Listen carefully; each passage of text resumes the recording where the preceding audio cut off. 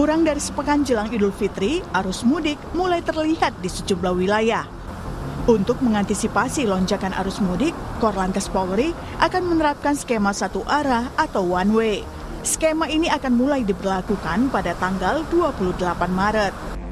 Nantinya, penerapan one way akan disertai pemantauan volume kendaraan atau traffic counting jasa marga untuk menentukan kebutuhan berdasarkan kondisi terkini di lapangan. Satu arah akan diberlakukan jika kendaraan mencapai jumlah tertentu.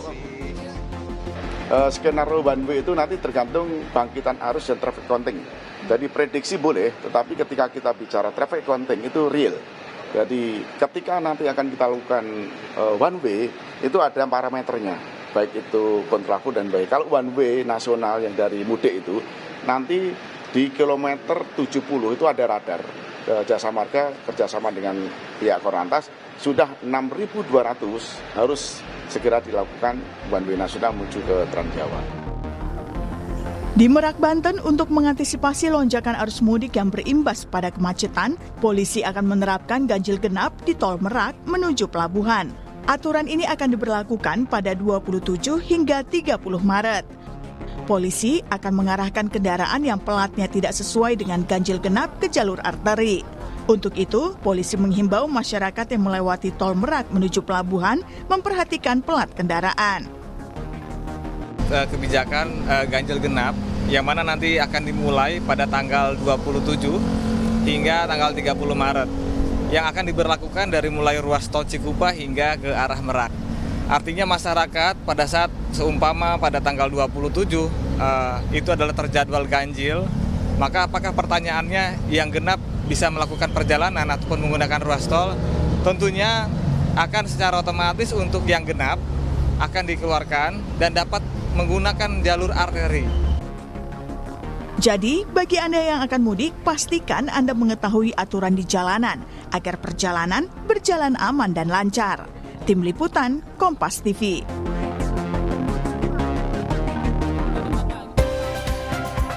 Terima kasih Anda masih bersama kami dalam Sapa Indonesia Pagi. Saudara, kita akan membahas soal antisipasi lonjakan arus mudik bersama dengan juru bicara Kementerian Perhubungan. Sudah bergabung bersama kami melalui sambungan daring. Sudah ada Pak Elba Damhuri. Selamat pagi Pak Elba.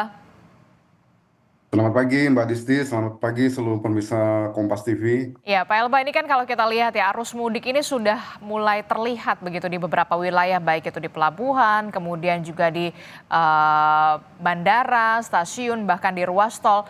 Nah, dari prediksi Kementerian Perhubungan sendiri, kapan perkiraan puncak arus mudik Lebaran ini akan terjadi? Tanggal 27 atau tanggal 28 nih Pak Elba? Jadi kalau puncaknya tanggal 28 Maret, Mbak Disti, H-3 menjelang hari Lebaran ya, hari Idul Fitri ya. Tapi memang mulai dari tanggal 27, 26, 27 itu sudah terjadi kenaikan arus ya, kenaikan arus dan memang puncaknya di tanggal 28 Maret ini. Jadi ada sekitar 8% lebih masyarakat dari total pemudik itu akan terpusat pada tanggal 28 Maret untuk kembali ke kota-kota kampung-kampung halaman mereka semua. Oke, jadi puncak arus mudik ini akan terjadi pada tanggal 28 Maret 2025 atau hari Jumat besok begitu ya, Jumat, ya. Pak Elba. Pak Elba, ini kan kalau kita lihat, Korlantas ini kan bahkan menerapkan skema satu arah atau one way untuk kemudian mengantisipasi kemacetan. Nah, bagaimana penerapannya nanti dan koordinasinya dengan Kementerian Perhubungan sendiri, Pak Elba? Ya, kita dengan Korlantas, dengan Dishub daerah, dengan berbagai lembaga lain sangat intens melakukan koordinasi untuk memitigasi jika terjadi kepadatan-kepadatan baik di jalan raya maupun di pelabuhan-pelabuhan dan penyeberangan-penyeberangan, Mbak Adisti. Dan ini berbagai skema sudah disiapkan, salah satunya one way, kontraflow, ganjil genap. Khusus jalan menuju ke pelabuhan juga nanti ada buffer zone dan juga ada delaying system. Jadi ada penundaan perjalanan, nanti kendaraan-kendaraan karena adanya penundaan perjalanan dia akan dialihkan dulu sementara di area penyangga atau buffer zone yang sudah disiapkan oleh pemerintah dan Korlantas. Oke, untuk penerapan one way atau satu arah ini berarti akan diberlakukan mulai tanggal 28 Maret, benarkah demikian? Nah, kalau untuk one way ini kan memang ada di pihak kepolisian ya, di Korlantas ya, Mbak Adisti ya. Jadi nanti polisi akan melihat situasi dan memulai kapan dia harus melakukan one way maupun kontraflow. Karena itu ada hitung-hitungan ya Mbak Adisti. Hitungan berdasarkan jumlah kendaraan yang memang pada saat itu masuk ke jalan tol. Oke, kalau memang kebijakan one way atau satu arah ini diberlakukan karena memang ada peningkatan kepadatan kendaraan di jalur tol, kemudian ada sistem one way, ini kan berimbasnya di jalur arteri. Nah, dari Kementerian Perhubungan dan juga pihak kepolisian sendiri nanti antisipasinya kepadatan justru nanti akan beralihnya ke jalur arteri seperti apa? Jadi jalur arteri ini juga menjadi fokus prioritas dari Kementerian Perhubungan, kepolisian, dan pemerintah daerah. Karena di jalur arteri ini selain kendaraan roda 4 juga banyak kendaraan motor ya, roda 2 ya Mbak Aditi ya. Betul. Nah, di sini juga disiapkan skema-skema, termasuk juga yang paling penting adalah kita menyiapkan rest area yang memang bisa digunakan oleh para pemudik untuk beristirahat. Karena kan teman-teman kita yang membawa mobil, membawa motor ini harus maksimal 4 jam berkendara dan dia setelah itu harus beristirahat. Di sana juga diatur di jalan ada Korlantas, petugas-petugas Dishub yang mengatur juga skema-skema jika terjadi kepadatan-kepadatan di jalan arteri juga Mbak Adisti. Oke, jadi memang ada beberapa skema juga yang diberlakukan tidak hanya di jalur tol, tapi kemudian di jalur arteri juga nanti akan diantisipasi skemanya seperti apa ketika memang sudah ada peningkatan kendaraan ketika sistem one way atau satu arah ini diberlakukan di jalur tol. Nah, untuk tahun ini Pak Elba, kan kita tahu pemerintah pusat ini memberlakukan sistem work from anywhere atau WFA untuk ASN, kemudian ada juga pegawai BUMN, dengan maksud adalah untuk mengurai arus mudik di tahun ini. Baru tahun ini diberlakukan WFA itu. Nah, seberapa efektifkah kemudian WFA atau work from anywhere ini bagi ASN dan juga pegawai BUMN ini untuk mengurai kepadatan di masa arus mudik ini? Efektif? Jadi kita sudah melakukan survei Mbak Disti, survei sebelum musim Lebaran ini, musim arus mudik Lebaran ini terhadap pergerakan arus penumpang dengan adanya WFA ini. Dan ternyata salah satu tujuan WFA adalah bagaimana kita mengurai kepadatan lalu lintas menjelang hari-hari H, puncak Lebaran, dan juga bagaimana kita mengupayakan pemerataan arus mudik maupun arus balik nanti pada saat setelah Lebaran ya. Dan dari hasil survei Kementerian Perhubungan, ternyata setelah Kementerian PAN-RB mengumumkan WFA mulai tanggal 24 Maret, Kementerian BUMN juga sudah mengumumkan WFA, kemudian Kementerian Pendidikan Dasar dan Menengah juga sudah mengumumkan libur sekolah dimajukan mulai tanggal 21 Maret, dan itu memberi dampak terhadap berubahnya rencana masyarakat yang ingin pulang kampung di mudik Lebaran ini. Misalnya di H-10, di H-9, H-8 kita sudah lihat adanya pergerakan cukup tinggi dari masyarakat yang melakukan mudik Lebaran. Jika sebelum ada program WFA, survei kita menyebutkan di H-10 misalnya itu hanya 5,1% masyarakat yang akan melakukan perjalanan pulang kampung, tetapi setelah ada WFA itu naik menjadi 5,2%.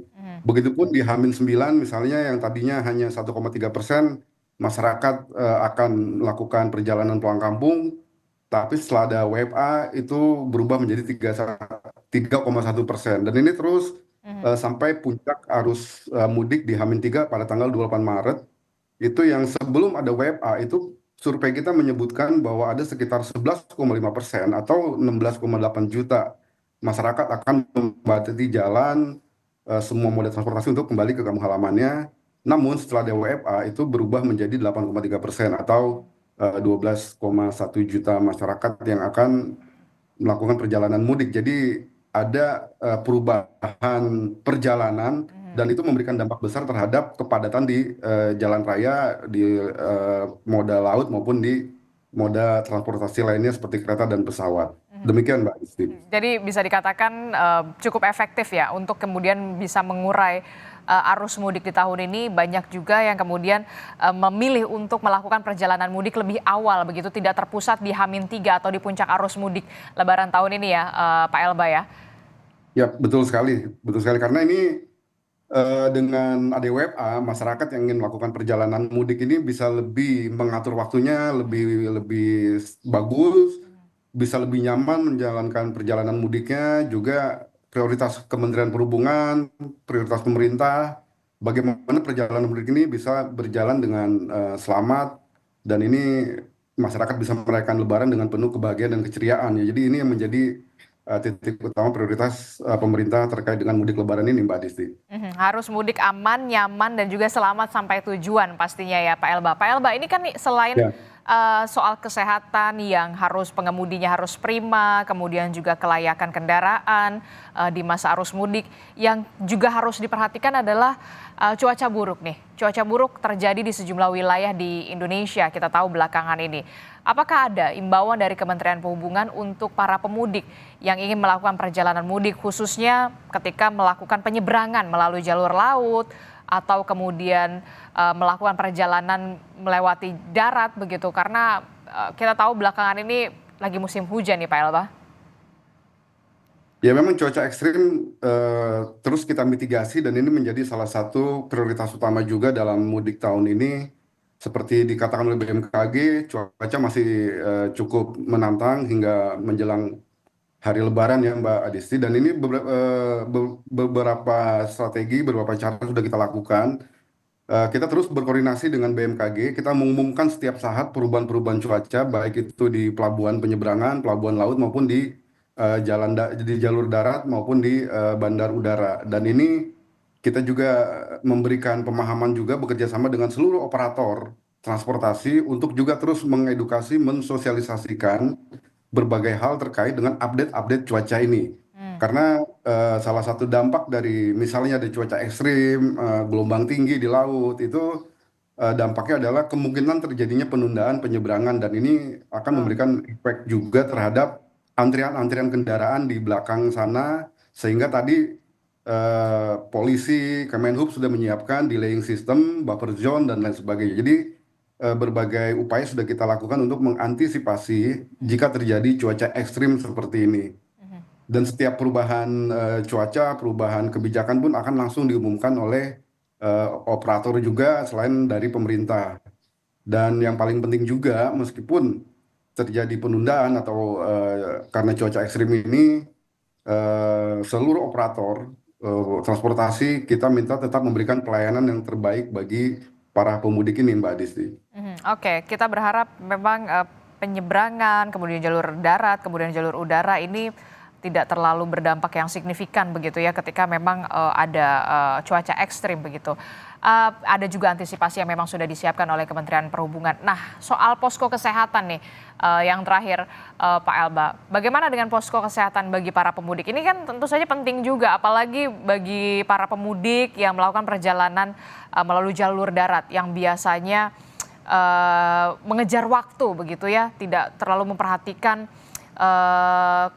kalau kelelahan begitu. Apakah memang ada posko kesehatan yang disediakan oleh Kementerian Perhubungan dan juga pihak swasta, di mana saja posko ini disebar dan bagaimana kemudian pemudik ini bisa mengaksesnya?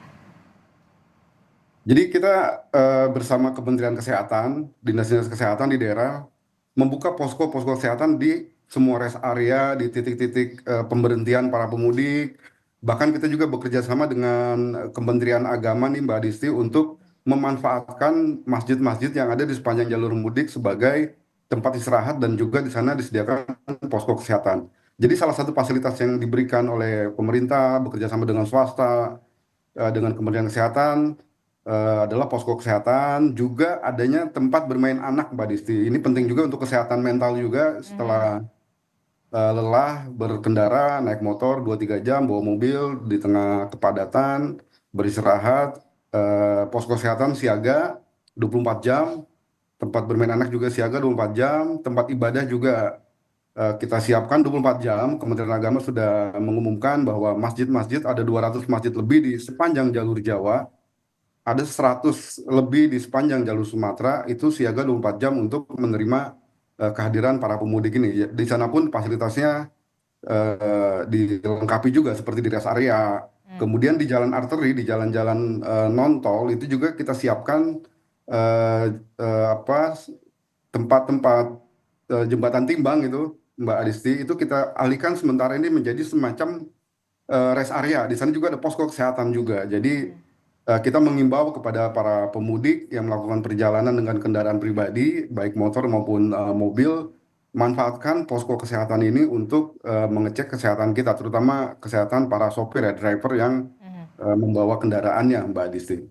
Oke, jadi posko kesehatannya juga dilengkapi dengan tenaga kesehatan ya, Pak? Yap, ada tenaga kesehatan, ada dokternya juga, disiapkan juga ambulans dan lain sebagainya. Dan ini selain Kementerian Kesehatan juga pihak swasta pun operator menyiapkan hal yang sama juga, Mbak Disi. Jadi memang ini benar-benar kolaborasi yang luar biasa antara pemerintah, swasta, masyarakat, dan pemerintah daerah ya. Oke, kita harapkan tentu saja dari mulai masa arus mudik sampai kemudian arus balik ini berjalan dengan lancar, tidak ada kendala yang begitu berarti. Para pemudik yang kemudian ke kampung halaman ini bisa merasakan perjalanan mudik yang aman, nyaman sampai ke tujuan, bahkan balik lagi nanti ke ibu kota untuk bisa kembali bekerja usai merayakan Hari Raya Idul Fitri bersama dengan keluarga di kampung halaman. Terima kasih informasinya, juru bicara Kementerian Perhubungan, Pak Elba Damhuri telah bergabung bersama kami dalam Sapa Indonesia Pagi. Sehat selalu Bapak, selamat pagi. Assalamualaikum.